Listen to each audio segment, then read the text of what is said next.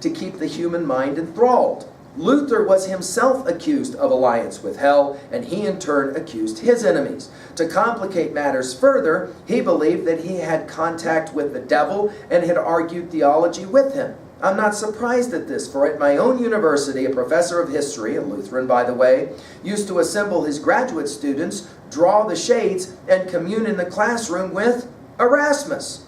He was never, to my knowledge, officially scoffed at for this, the reason being that the university officials, like most of us, are the children of a history which still sucks at the devil's teats. By the way, these lines obviously created a lot of controversy when this play was read. Obviously, these are not lines that are shared during the play. At this writing, only England has held back before the temptations of contemporary diabolism. In the countries of the communist ideology, all resistance of any import is linked to the totally malign capitalist subscribe.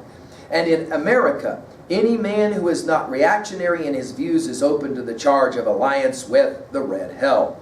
Political opposition thereby is given an inhumane overlay, which then justifies the abrogation of all normally applied customs of civilized intercourse.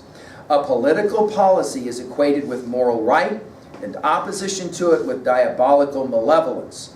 Once such an equation is effectively made, society becomes a congery of plots and counterplots, and the main role of government changes from that of the arbiter to that of the scourge of God. It's an interesting idea that if you want to really jack up your political opponent, call him evil. And in the process of doing so, you are going right back to this notion of Miller's here. And something fundamentally wrong then about conflict resolution that can only have the two sides of right and wrong.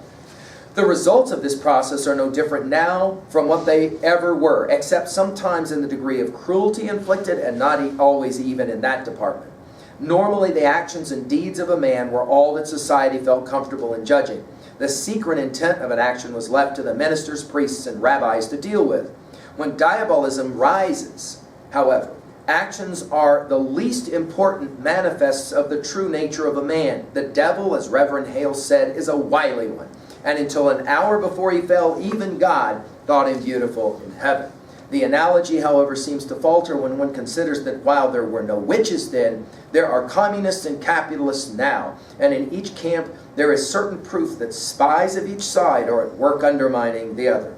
But this is a snobbish objection. I'm at the top of 1148, and not at all warranted by the facts. I have no doubt that people were communing with them and even worshiping the devil in Salem, and if the whole truth could be known in this case, as it is in others, we should discover a regular and conventionalized propitiation of the dark spirit. One certain evidence of this is the confession of Tituba, the slave of Reverend Harris, and another is the behavior of the children who were known to have indulged in sorceries with her. There are accounts of similar calashes in Europe, and where the daughters of the towns would assemble at night and sometimes with fetishes, sometimes with a selected young man, give themselves to love with some bastardly results. The church, sharp-eyed as it must be when gods long dead are brought to life, condemned these orgies as witchcraft and interpreted them rightly as the resurgence of the Dionistic forces it had crushed long before. Sex, sin, and the devil were early linked, and so they continue to be in Salem and are today. From all accounts, there are no more puritanical mores in the world than those enforced by the communists in Russia, where women's fashions, for instance, are as prudent and all-covering as any American Baptist would desire. The divorce laws lay a tremendous responsibility on the father for the care of his children. Even the laxity of divorce regulations in the early years of the Revolution were undoubtedly a revulsion from the 19th century Victorian immobility of marriage and the consequent hypocrisy that developed from it. If for no other reasons, a state so powerful, so jealous of the uniformity of its citizens, cannot long tolerate the atomization of the family. And yet, in American eyes at least, there remains the conviction that the Russian attitude towards women is lascivious. It is the devil working again, just as he is working within the Slav who is shocked at the very idea of a woman's disrobing herself in a burlesque show. Our opposites are always robed in sexual sin, And it is from this unconscious conviction that demonology gains both its attractive sensuality and its capacity to infuriate and frighten. Coming into Salem now, Reverend Hale conceives of himself much as a young doctor on his first call. His painfully acquired armory of symptoms, catchwords, and diagnostic procedures are now to be put to use at last. The road from Beverly is usually busy this morning. The road from Beverly is unusually busy this morning, and he has passed 100 rumors that made him smile at the ignorance of the yeomanry in this most precise science. He feels himself allied with the best minds of Europe, kings, philosophers, scientists, and ecclesiasts of the churches. His goal is light, goodness, and its preservation, and he knows the exaltation of the blessed, whose intelligence, sharpened by minute examinations of enormous tracts, is finally called upon to face what may be a bloody fight with the fiend devil himself. Let's say a couple of things about this essay. It's a long one, but it has some really important observations. Let's write down one or two observations. One, the first thing we'll say here is that Miller suggests that it seems to be the case in human history that we regularly will have this somewhat like Hegelian, as we've said it in other lectures, Hegelian dialectic involved, where you have a thesis, its antithesis, its opposite. So you have to have good, you have to have evil, you have to have God, you have to have the devil. The only problem, Miller says, with this paradigm is that it can be used either direction. For example, the great Martin Luther was considered both a devil by the Catholic Church after he became very outspoken against the church, and he was considered the paragon of good by, obviously, his followers. So in other words, you can use both sides of the argument to demonize your antagonizer, your enemy, if you will. Number two, notice that Miller goes there. He makes the observation that very regularly this kind of thinking also leads to the notion that sex is evil. And therefore, it's pretty easy to, for example, control women by saying, this girl or this woman has had sex with someone who's not her husband, therefore she must be condemned. We immediately think, of course, at 3a of Hawthorne's Scarlet Letter, and the beginning of that whole novel is rooted in the idea that she had the unmitigated gall to have sex outside of marriage, and she would not give up the name of her husband, or I'm sorry, of the man she slept with, right? Finally, let's talk about Hale for a moment. Reverend Hale is an important guy. He's an intellectual. He comes in from the outside, and his job is to determine whether Satan is loose in Salem. Now, let's go ahead and just say this out loud right now. Clearly, we already are aware that if you want to define Satan or the devil as negative energy or conflict, clearly, can we say this out loud? Clearly, Satan is loose in Salem. There is no question. But for Hale, he is going to perceive Satan as the personification of evil, the devil. And so he is here to actually find Satan among these girls. And so when he arrives, he thinks of himself as bringing light. Now, of course, the irony of all ironies is that by the end of the first act, let's write this down now. By the end of the first act, there will be all kinds of girls screaming that they are Satan's. They somehow are Satan's possession by the very end. And they're seeing all kinds of terrible witchcraft-driven things. And Hale will see it as a success. Of course, we will watch the play and recognize this is the beginning of the end. Because fair-minded people, like Rebecca Nurse, will not be given any kind of hearing. Reverend Hale will ultimately be a tragic character. Let's write this down. Because by the end of the play, he will realize he created some forces he cannot control. To that degree, at 3a, let's go ahead and say it, he reminds us very much of Dr. Frankenstein, who creates a monster he cannot control. All right, let's continue now. We're going to have the exchanges between Hale and Paris. We'll have as well Mrs. Putnam involved, and we'll end this little section here by even some conversations between Hale and Mr. Giles. All right, let's just pay attention now and read along. These books are heavy. They must be. They are weighted with authority. Well, you do come prepared. We shall need hard study if it comes to tracking down the old boy. We're on page 1149. You cannot be Rebecca Nurse. I am, sir. Do you know me? It's strange how I know you. But I suppose you look as such a good soul should. We have all heard of your great charities in Beverly. Do you know this gentleman, Mr. Thomas Putnam, and his good wife, Anne? No. Mr. Hale. Not expect such distinguished company, sir. It does not seem to help us today, Mr. Hale. We looked to you to come to our house and save our child. Your child ails too. Her soul seems flown away. She sleeps, and yet she walks. She cannot eat. Cannot eat. Do you men have afflicted children? Oh, no, these are fathers. Giles Corey and John Proctor. He don't believe in witches. I never spoke on witches one way or the other. Will you come, Giles? No, John, I think not. I have some few queer questions of my own to ask this fella. I've heard you be a sensible man, Mr. Hale. I hope you leave some of it in Salem. Proctor now Mr. leaves. Hale, will you look at my daughter, sir? She is here. She's tried to leap out the window. We discovered her this morning on the high road, waving her arms, as though she'd fly. Tries to fly. She cannot bear to hear the Lord's name, Mr. Hale. That's a sure sign of witchcraft afloat. No. Let me instruct you. We cannot look to superstition in this. The devil is precise. The marks of his presence are definite as stone. I must tell you all that I shall not proceed unless you are prepared to believe me if I should find no bruise of hell upon her. 'Tis agreed, sir. 'Tis agreed. We will abide by your judgment. Good then. Now, sir, what were your first warning of the strangeness? Why, sir, I discovered my daughter Betty, Abigail, my niece, and 10 or 12 of the other girls dancing in the forest last night. You permit dancing? No, it was secret. Mr. Paraslade has knowledge of conjuring, sir. We cannot be sure of that, Goody Ann. I know it, sir. I sent my child. She should learn from Tituba who murdered her sisters. Goody Ann, you sent a child to conjure up the dead? Let God blame me, not you, Rebecca. I'll not have you judging me anymore.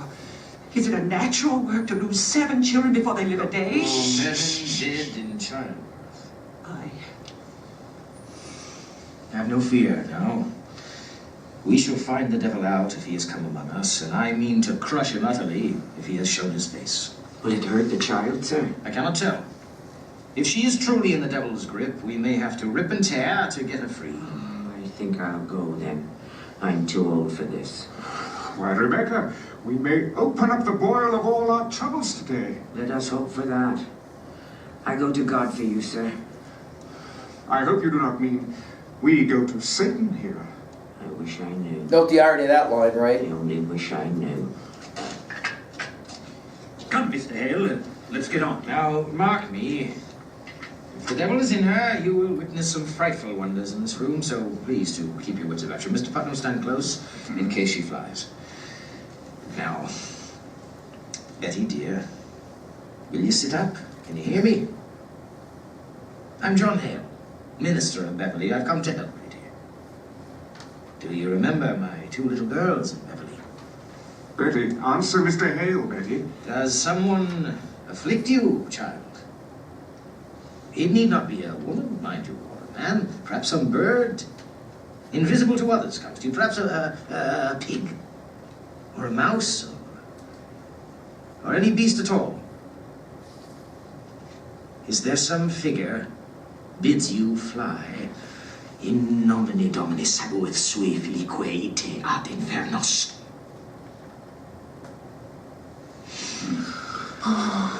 Abigail, what sort of dancing were you doing with her in the forest? Common dancing is on. I'm on page 1152. I saw a kettle in the grass where they were dancing. That were only soup. What sort of soup were in this kettle, Why, Abigail? it were beans and lentils, I think. Mr. Harris, you did not notice, did you, any living thing in the kettle? A mouse, perhaps, or a spider, a frog? I do believe there was some movement in the soup. That jumped in. We never put it in. What jumped in? Why, a very little frog jumped. Frog. Abigail, it may be your cousin is dying. Did you call the devil last night? I never called him. Tituba. She called the devil. Oh, praise be to God. I should like to speak with Tituba. Goody Ann, will you bring her up? Aye. How did she call him? I know not. She spoke Barbados. Did you feel any strangeness when she called him? A sudden cold wind, perhaps? Trembling below the I ground? didn't see no devil. Betty, wake up. Betty. You cannot evade me, Abigail. Did your cousin cousin drink any of the brew in that kettle? She never drank. Did you drink it? No, sir. Did Tituba ask you to drink it? Top of page 1154. Why are you concealing? Have you sold yourself to Lucifer? I never sold myself. I'm a good girl. I'm a proper girl. She made me do it. Tituba made Betty do it. She makes me drink blood. Blood? My baby's blood. You're not chicken blood. I give you chicken blood. Woman, have you enlisted these children for the devil? No, sir. No, I don't talk with no devil. Why can she not wake? Are you silencing this child? I love Betty. You have sent your spirit out upon this child, have you not? Are you gathering souls for the devil? She sends her spirit on me in church. She makes me laugh at prayer. I've often laughed at She prayer. comes to me every night to go and drink blood. You beg me to conjure. She beg me make charm. Don't lie. She comes to me while I sleep. She's always making me dream corruption. Why you say that, Abby? Sometimes I wake and find myself standing in the open doorway and not a stitch of my body. Oh, Abby. I always hear her laughing in my sleep. I hear her singing her Barbados songs and tempting me. Mr. Reverend, I Well, never... I want you to wake this child. I have no power on this child, You sir. most certainly do, and you will free her from it now. When did you compact with the devil? I don't compact with no devil. You will confess yourself, or I will take you out and whip you to your death. Tituba must be hanged. She must be taken and hanged. Oh, no, don't hang Tituba. No, I tell him I don't desire to work for him, sir. The devil? And you saw him. Praise God. Top of page 1155. Now, Tituba, I know that when we bind ourselves to hell, it is very hard to break with it. We are going to help you tear yourself free. Oh, Mr. Reverend, I do believe somebody else bewitching these children. Who? I don't know, sir, but the devil got him numerous witches. Does he? Tituba, Blame someone else, right? come. Look into me. You would be a good Christian woman, would you not, Tituba? Yes, sir, I'm a good Christian You woman. love these little Oh, children. yes, sir, I don't desire to have little And you love children. God, Tituba. I love God with all God's my holy being. name. Bless him, Glory. bless him, eternal glory. Bless him, bless God, oh, bless the Lord. Tituba, when the devil Bless comes to the you, Lord. does he ever come with another person? Perhaps another person in the village, someone you know.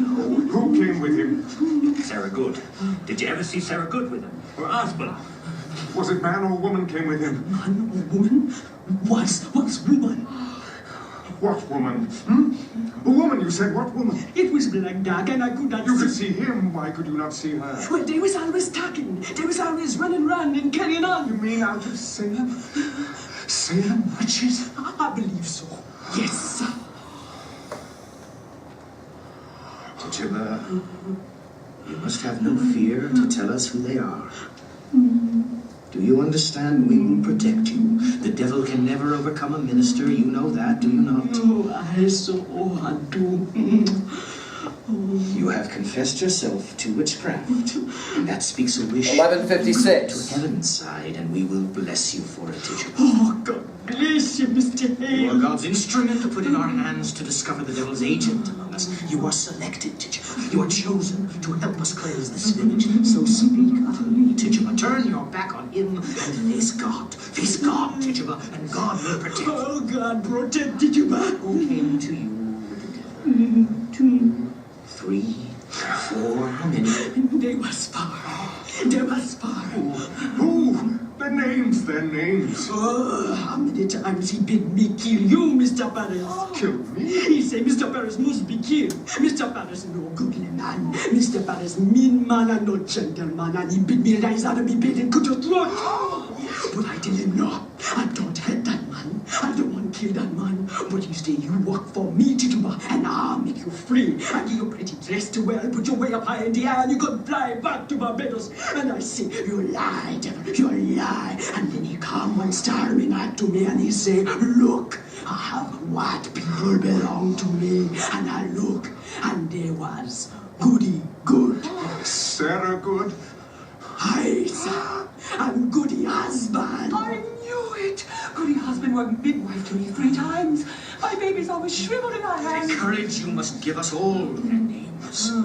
How can you there to see this child Betty suffering. Look at her, Tituba. Look at her God-given innocence. Her soul is so tender. We must protect her, Tituba, for the devil is out and preying on her like a beast upon the flesh of pure lamb. God will bless you for your help. I want to open myself. Abigail. I want God. I want the sweet love of Jesus. I danced for the devil. I saw him. He wrote in his book. I go back to Jesus. I kiss his hand.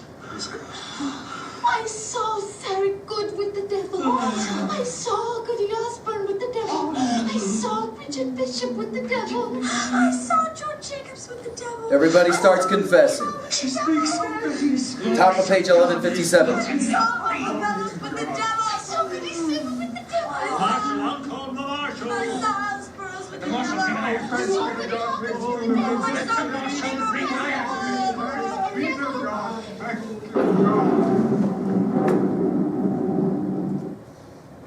All right. The final scene then of Act 1 is a fascinating movement of observation, speculation, to outright hysteria and insanity.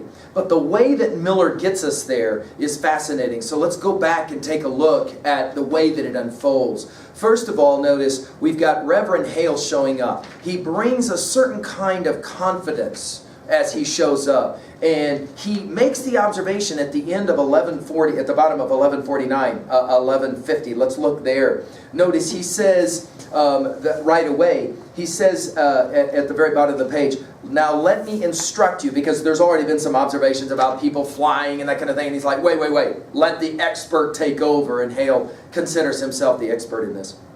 And notice he says, we cannot look to superstition in this. This is important for your notes. Let's point it out. Hale makes a clear distinction between superstition, that is to say, just believing any old crazy thing, and this idea that there are witches and there's the devil that can jump inside of people and make them do what they don't want to do. He says, we must not look to superstition in this.